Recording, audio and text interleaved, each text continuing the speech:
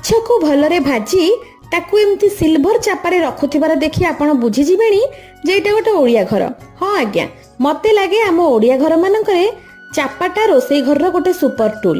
ଯେମିତି ଚାପାଟା ଗୋଟେ ସୁପର ଟୁଲ, ସେମିତି ମାଛ, ମାଂସ ଆଉ ଅଣ୍ଡା ଆମମାନଙ୍କ ପାଇଁ ସୁପର ଫୁଡ। ବୁଧବାର, ଶୁକ୍ରବାର ଆଉ ରବିବାର ଯଦି କିଛି ବି ଆମିଷ ପାଟିରେ ବାଜିଯାଏ ତାହେଲେ ପୁରା ସପ୍ତାହଟା ଆମର ଖୁସିରେ ଖୁସିରେ କଟିଯାଏ।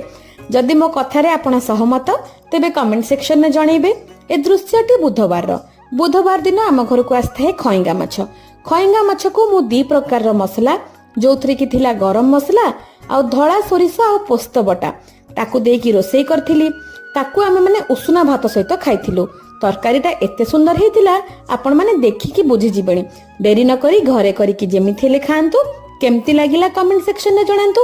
ଆଉ ହଁ, ଆମ ନୂଆ ବାଚସ୍ପତି ଭାବେ ଓମ୍ ବିର୍ଲା ନିର୍ବାଚିତ ହୋଇଛନ୍ତି ବୋଲି ଏକଥା ବି ମନେ ରଖନ୍ତୁ।